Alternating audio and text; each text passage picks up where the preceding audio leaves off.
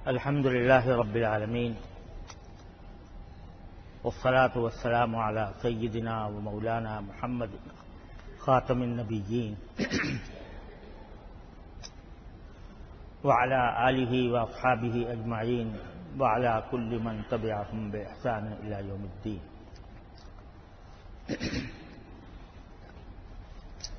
اما بعد، بزرگان محترم اور برادران عزیز، السلام علیکم ورحمۃ اللہ تعالی وبرکاتہ۔ پچھلے جمعہ میں نے یہ عرض کیا تھا کہ اللہ تبارک و تعالی نے ہمیں جو زبان عطا فرمائی ہے وہ اللہ تعالی کی اتنی بڑی نعمت ہے کہ اس کی ہم قدر نہیں کرتے اور اس کو بے محابہ غلط چیزوں میں استعمال کرتے رہتے ہیں۔ در حقیقت اگر دیکھا جائے تو اللہ تبارک و تعالی نے ہمیں جتنی نعمتیں دی ہیں، آنکھ ہے، کان ہے، زبان ہے، ہاتھ پاؤں ہے، یہ سب در حقیقت اللہ تعالی کی عطا ہے اور ہمارے امتحان کے لیے کہ ہم نے یہ تمہیں سرکاری مشینیں دے رکھی ہیں، جب تک تم زندہ ہو تم ان سے فائدہ اٹھاتے رہو گے، لیکن امتحان یہ ہے کہ آیا تم ان کو صحیح کام میں استعمال کرتے ہو یا ہماری نافرمانی میں استعمال کرتے ہو۔ لہذا کوئی بھی عضو ہو انسان کا، اس کو استعمال کرتے ہوئے دل میں یہ خیال ہونا چاہیے کہ میں آیا اس کو صحیح استعمال کر رہا ہوں یا غلط۔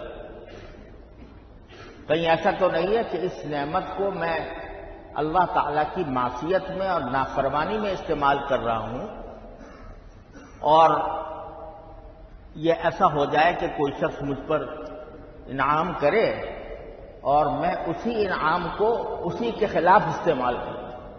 یہ کتنی بڑی ناشکری ہی نہیں بلکہ غداری ہوگی۔ تو اسی طرح یہ زبان کی نعمت اللہ تعالیٰ نے عطا فرمائی ہے اور چند چیزوں سے کہا ہے کہ اس زبان کو ان چند چیزوں سے بچانا، اس کام میں استعمال نہ کرنا۔ ان میں سے ایک چیز جھوٹ، جس کا پچھلی مجلس میں نے عرض کیا تھا کہ جھوٹ کی مختلف شکلیں ہوتی ہیں اور صرف اتنا ہی نہیں ہے کہ آپ جان بوجھ کر جھوٹ بولیں تو وہ حرام ہوگا، بلکہ جس چیز سے بھی غلط تاثر لوگوں کے اوپر پہنچتا ہو وہ جھوٹ میں داخل ہے۔ یہاں تک کہ رسول کریم صلی اللہ علیہ وسلم نے ارشاد فرمایا کہ انسان کے جھوٹا ہونے کے لیے یہ بات بھی کافی ہے کہ وہ جو بات سنے وہ آگے نقل کر دے بغیر تحقیق کے۔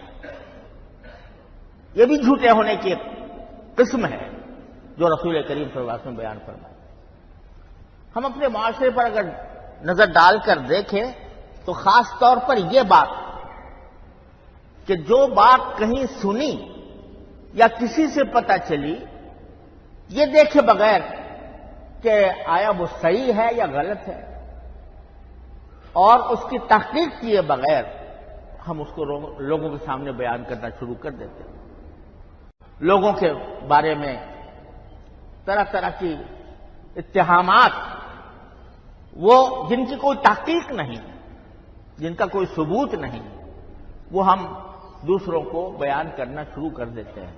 یہ سب جھوٹ کی تعریف میں داخل ہے۔ دوسری چیز جس کی طرف آج توجہ دلانا چاہتا ہوں وہ ایسی بیماری ہے کہ معاشرے نے اس کو تباہ کیا ہوا ہے، معاشرے کو اس نے تباہ کیا ہوا، وہ ہے غیبت، یعنی کسی کے پیٹھ پیچھے اس کی برائی کرنا، ایسی برائی کرنا کہ اگر وہ سنے تو اس کو ناگوار ہو کہ دیکھو میرے پیچھے یہ میری بات، یہ اس شخص نے میری یہ برائی کی تھی۔ اس کو غیبت کہتے ہیں۔ حدیث میں نبی کریم سرورہ دو عالم صلی اللہ علیہ وسلم کا یہ ارشاد ہے کہ صحابہ کرام نے جب پوچھا کہ یا رسول اللہ غیبت کیا ہوتی ہے، تو آپ نے فرمایا ذکر کا اخاک بما یکرہ، اپنے کسی بھائی کی کا ایسے انداز سے ذکر کرنا جو اسے ناگوار ہو، یہ غیبت ہے۔ اور اتنی بڑی غیبت ہے کہ اس کے بارے میں اتنا بڑا گناہ ہے کہ اس کے بارے میں قرآن کریم یہ فرماتا ہے کہ ایحب احدکم ان یاکل لحم اخیہ میتا فکرہتموہ، کیا تم میں سے کوئی شخص یہ پسند کرے گا کہ اپنے مردہ بھائی کا گوشت کھائے؟ یہ تو انسان کا گوشت، انسان بھی اپنا بھائی مردہ، اس کا گوشت کھانا پسند کرو گے؟ تو یہ غیبت جو ہے وہ مردہ بھائی کا گوشت کھانا ہے، یہ قرآن کریم کے الفاظ ہیں۔ اور ایک حدیث میں یہ بات مروی ہے کہ رسول کریم صلی اللہ علیہ وسلم نے فرمایا کہ الغیبت اشد من الزنا، کہ غیبت زنا کاری سے بھی زیادہ سخت گناہ ہے۔ کیوں؟ اس لیے کہ زنا کا تعلق حقوق اللہ سے ہے۔ اگر فرض کرو اللہ بچائے ہر مسلمان کو، لیکن اگر وہ اس میں مبتلا ہو گیا کبھی اور پھر اللہ نے اس کو عقل دے دی، سمجھ دے دی، اور وہ اللہ تعالیٰ کے سامنے شرمندہ ہو کر توبہ کر لے، یا اللہ مجھ سے بڑی سخت غلطی ہو گئی، مجھ سے بہت بڑا جرم ہو گیا، اے اللہ اپنی رحمت سے مجھے معاف کر دے، فوراً معاف ہو جائے۔ جب وہ توبہ کر لے گا سچے دل سے، فوراً معاف ہو جائے گا۔ لیکن غیبت کا تعلق ہے حقوق العباد سے، بندوں کے حقوق۔ اگر کسی شخص کی آپ نے برائی کی ہے اس کے پیٹھ پیچھے، اللہ بچائے، تو اگر توبہ بھی کر لو، یا اللہ میں توبہ کرتا ہوں غیبت سے، یا اللہ میں توبہ کرتا ہوں، بہت سخت غلطی ہو گئی، بہت سخت گناہ ہو گیا، اللہ معاف کرو۔ اللہ تعالیٰ فرماتے ہیں میں معاف نہیں کروں گا، معاف نہیں کروں گا جب تک وہ شخص جس کی غیبت کی ہے تم نے، جس کی برائی کی ہے، وہ جب تک معاف نہ کرے میں معاف نہیں کروں۔ اس لیے فرمایا گیا کہ غیبت زنا سے بھی زیادہ، زنا کاری سے بھی زیادہ بدتر چیز ہے۔ اب اگر ہم عام طور سے کوئی ہی مجلس ایسی جاتی ہوگی جس میں کسی کی غیبت نہ ہوتی ہو، اللہ بچائے، اور بعض اوقات جب غیبت کرتا ہے کوئی انسان تو کہتا ہے میں تو اس کے منہ پہ کہہ دوں، اس کے سامنے کہہ دوں، اس سے کوئی جواز فراہم نہیں ہوتا۔ اس لیے کہ رسول کریم صلی اللہ علیہ وسلم نے جو تعریف فرمائی وہ یہ ہے کہ تم اپنے بھائی کا ایسا ذکر کسی مجلس میں، کسی جگہ اس طرح کرو جو اسے ناگوار ہو، چاہے سامنے کرو چاہے پیچھے کرو، تو اس سے کوئی فرق نہیں پڑتا۔ لہذا یہ کہہ دینا کہ میں تو اس کے منہ پہ کہہ دوں، اس سے کوئی جواز فراہم نہیں ہوتا غیبت۔ دوسری بات یہ ہے کہ رسول کریم صلی اللہ علیہ وسلم نے ایک چیز واضح فرما دی ہے۔ جب آپ نے یہ فرمایا کہ غیبت اس کو کہتے ہیں کہ تم اپنے کسی بھائی کا تذکرہ ایسے انداز سے کرو کہ جو اس کو ناگوار ہو، برا لگے، یہ غیبت ہے۔ تو ایک صحابی نے پوچھ لیا کہ یا رسول اللہ، اگر میں کسی کی ایسی برائی بیان کر رہا ہوں جو اس کے اندر ہے، یعنی جھوٹ نہیں بول رہا، غلط نہیں کہہ رہا، باقی اس کے اندر وہ برائی ہے، اور میں کہتا ہوں کہ برائی، کہ وہ اس کو برا کہتا ہوں، تو آپ نے فرمایا کہ اگر اس میں وہ برائی ہے جو تم بیان کر رہے ہو تب تو یہ غیبت ہے، اور اگر وہ برائی اس میں نہیں ہے اور پھر تم کہہ رہے ہو تو یہ بہتان ہے، گویا ڈبل گناہ ہو گیا۔ اگر اس میں برائی وہ نہیں ہے اور تم کہہ رہے ہو برائی ہے تو غیبت ہی نہیں رہی، سے بہتان بھی ہوگا ساتھ ساتھ۔ اور غیبت تو وہ ہوتی ہے کہ صرف غیبت جو بہتان نہ ہو، وہ یہ ہوتی ہے کہ واقعی اس میں برائی ہے اور تم اس کے پیٹھ پیچھے بیان کرو. اگر تمہارا مقصد اصلاح ہے، اس شخص کی اصلاح کرنا مقصود ہے، تو اسی سے کہو کہ بھئی تمہارے اندر یہ بات ہے، تنہائی میں کرو، محبت سے کہو، شفقت سے کہو، نرمی سے کہو کہ تمہارے فلاں عمل درست نہیں ہے، اس کو ٹھیک کر لو. تو اس سے کہو. باہر اس کے پیچھے اس کی برائی بیان کر رہے ہو تو یہ گناہ ہے. اتنا گناہ ہے کہ جیسے مردہ بھائی کا گوشت کھانا. ایک حدیث میں بڑی اچھی بات کہی حضرت حکیم الامت مولانا اشرف علی صاحب تھانوی رحمۃ اللہ علیہ نے. ایک حدیث میں فرمایا، رسول کریم صلی اللہ علیہ وسلم کا ارشاد منقول ہے کہ المؤمن مرآت المؤمن، یعنی مومن جو ہوتا ہے وہ دوسرے مومن کا آئینہ ہوتا ہے. کیا معنی آئینہ کے؟ کہ اگر کسی شخص کے چہرے پر کوئی داغ لگا ہوا ہے، کوئی نشان پڑ گیا ہے، کوئی دھبا آ گیا ہے، تو آئینہ کو دیکھ کر اپنا دھبا صاف کر لیتا ہے. کہ بھئی آئینہ اس کو بتا دیتا ہے کہ بھئی اس فلاں جگہ تمہارے دھبا لگا ہوا ہے، وہ صاف کر لیتا ہے. ایسے ہی ایک مومن دوسرے مومن کو اگر اس کے اندر کوئی دھبا ہے، اس کے اندر کوئی غلطی ہے، تو اس کو پیار سے محبت سے بتا دیتا ہے کہ بھئی یہ غلط بات ہے، اس سے تم اپنے آپ کو علیحدہ کر دو. لیکن آئینے کی خاصیت یہ ہے کہ جب آئینہ دیکھتا ہے آدمی تو جو آدمی سامنے کھڑا ہے وہ اسی کو بتاتا ہے کہ دھبا ہے تمہارے اندر. وہ آئینہ دنیا کو جا کے نہیں کہتا پھرتا کہ بھلا میں یہ دھبا ہے، دنیا کو جا کر کہتا نہیں پھرتا، وہ اسی کو بتاتا ہے جو سامنے کھڑا ہے. تو یہ مثال دی ہے رسول کریم صلی اللہ علیہ وسلم نے یہ بتانے کے لیے کہ اگر کسی کی کوئی خرابی کو اصلاح کرنا چاہتے ہو تو اسی سے کہو، نہ یہ کہ دوسری جگہ بتاتے پھرو کہ اس میں یہ خرابی. تو اس لیے اللہ بچائے یہ ہمارے معاشرے کے اندر بہت زیادہ پھیلی ہوئی ہے. اللہ تعالیٰ ہمیں اس سے بچنے کی توفیق عطا فرمائے. لیکن پھیلی ہوئی بات ہے. البتہ بعض مقامات ایسے ہوتے ہیں جہاں کسی کی برائی بیان کرنا جائز ہوتا ہے. وہ کیا ہے کہ جہاں کسی شخص سے دوسرے کو کوئی نقصان پہنچنے کا اندیشہ ہو، کہ ایک شخص ہے اس کے بارے میں یہ خطرہ ہے کہ یہ فلاں کو نقصان پہنچا دے گا.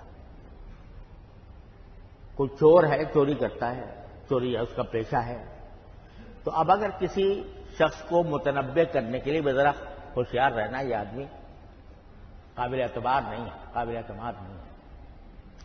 کسی کی خیر خواہی کی وجہ سے اس کے دوسرے کی کوئی صفت بیان کرنا کہ تاکہ یہ دھوکہ نہ کھائے، یہ پریشان نہ ہو، ایسی غیبت جائز ہے جہاں مقصود ہو دوسرے کو کسی نقصان سے بچا. اسی طرح غیبت جائز ہوتی ہے اس جگہ کہ جہاں کسی کوئی گواہی دینی، کسی کے بارے میں گواہی دینی ہو.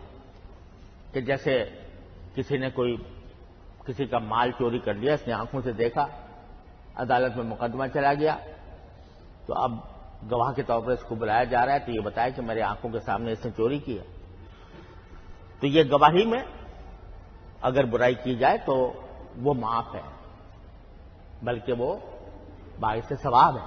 اچھی سچی گواہی دینا، اس میں کوئی حرج نہیں ہے.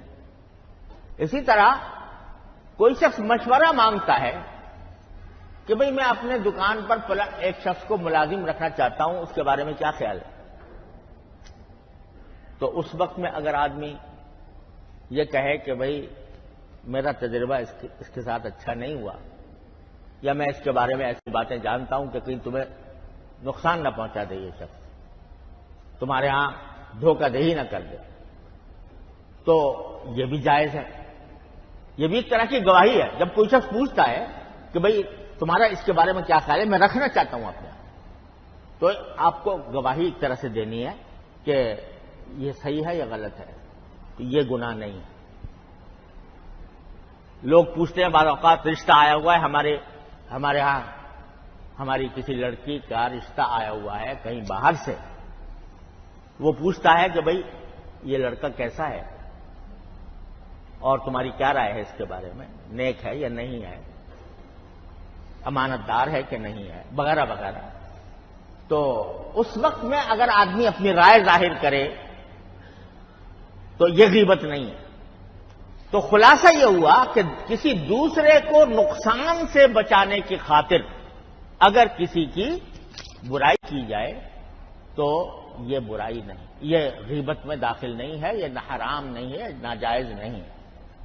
لیکن یہ جو مشغلے کے طور پر ہم لوگ ایک دوسرے کی برائیاں کرتے ہیں، مجلس جمی ہوئی ہے، احباب بیٹھے ہوئے ہیں، دوست گپ شپ ہو رہی ہے، اس میں کسی کا مذاق اڑا دیا، اس میں کسی کی برائی کر دی، تو وہ غیبت ہے جو حرام ہے بالکل، اور اس سے ہماری مجلسیں بھری ہوئی ہیں۔ اور خاص طور پر آج کل کا جو ماحول ہے سیاسی جھگڑوں کا، تو ایک فریق ہے جو ایک کو پسند کرتا ہے، دوسرا ہے دوسرے کو پسند کرتا ہے، تو وہ اس پر تانے دیتا ہے، وہ اس پر تانے دیتا ہے، وہ اس کی برائیاں بیان کرتا ہے، وہ اس کی برائیاں بیان کرتا ہے۔ یہ جو معاشرے کے اندر ایک پھیلاؤ آیا ہوا ہے، اور پھر برائی بیان کرنا بھی کسی تہذیب کے دائرے میں ہوتا ہے، کسی تمیز کے دائرے میں ہوتا ہے کہ بھئی اگر کسی کے اندر کوئی برائی ہے واقعتاً، اور وہ بعض اوقات سیاسی جو قائدین ہوتے ہیں تو ان کی کسی بات کو اس لیے بھی بیان کیا جاتا ہے تاکہ لوگ دھوکہ نہ کھائیں، لیکن اگر بیان کرنا بھی ہو تو کچھ تہذیب کا دائرہ ہوتا ہے، اس تہذیب کے دائرے میں آدمی بیان کرے تو چلو، لیکن یہاں تو گالیاں ہیں ایک دوسرے کے خلاف، اس قدر نفرت انگیز الفاظ ہیں، کسی کو جو چاہے کہہ دیتے ہیں اور سمجھتے ہیں کہ بھئی ہم نے اپنا فریضہ ادا کیا ہے۔ تو یہ چیز ہے جو ہمارے معاشرے کو کھا رہی ہے، یہ جو ہماری حکومتوں کی آہر جاہر ہے کہ کرسیاں الٹ رہی ہیں اور ہر روز ایک نیا بحران کھڑا ہوتا ہے، اس میں بڑا دخل ہماری ان عادتوں کو ہے، جھوٹ کو، غیبت کو، بہتان کو، الزام تراشیوں کو، گالی گفتار کو۔ جب یہ چیزیں جو ہیں، حدیث میں آتا ہے کہ جب آدمی کو جھوٹ بولتا ہے تو اس جھوٹ کی بدبو پوری فضا میں پھیل جاتی ہے، جھوٹ کی بدبو پوری فضا میں پھیل جاتی ہے۔ اب یہ بہت وہ ذات فرما رہی ہے جس کو اللہ تبارک و تعالیٰ نے اولین و آخرین کا علم عطا فرمایا۔ ہمیں نظر نہیں آتا کہ جھوٹ سے کیا بدبو نکلی، لیکن محسوس نہیں ہوتی، لیکن یہ ایسے ہی جیسے آواز ہے، آواز کے بارے میں اب سائنس بھی کہتی ہے کہ آواز جب انسان منہ سے کوئی بات نکالتا ہے اس کی آواز فنا نہیں ہوتی، وہ فضا میں گونج، فضا میں پھیلی رہتی ہے، وہ ختم نہیں ہوتی۔ تو اسی طرح رسول کریم صلی اللہ علیہ وسلم فرماتے ہیں کہ جھوٹ کے اندر ایک بدبو ہے، وہ سارے ماحول کو گندا کرتی ہے، بدبودار بناتی ہے۔ تو جب ہم جھوٹ بول کر، غیبتیں کر کے، بہتان کر، ترازیاں کر کے، الزام تراشیاں کر کے، گالیاں دے کر اپنی زبان کو استعمال کر رہے ہیں تو فضا میں بدبو پھیلے گی کہ نہیں پھیلے گی؟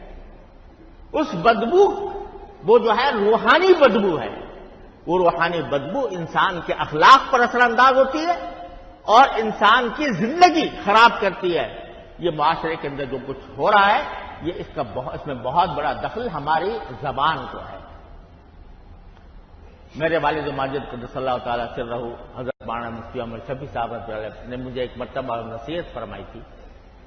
میں نے ایک مضمون لکھا تھا اور بلکہ کتاب لکھی تھی اپنے ایک صاحب کے تردید میں، کتابی. تو نوجوانی کا زمانہ تھا، دل میں جوش تھا، اور اپنی تحریر پر ناز بھی تھا کہ ہمیں بہت کچھ لکھنا آتا ہے. تو ان کے اوپر طنز اور ان کے لیے ایسے الفاظ استعمال کرنا جو کہ وہ مناسب نہیں تھے، ایسے الفاظ میں نے استعمال کیے اس تحریر میں. تو جب وہ تحریر پوری سنی مجھ سے تو فرمایا کہ یہ بتاؤ کہ تم نے یہ کس کے لیے لکھی؟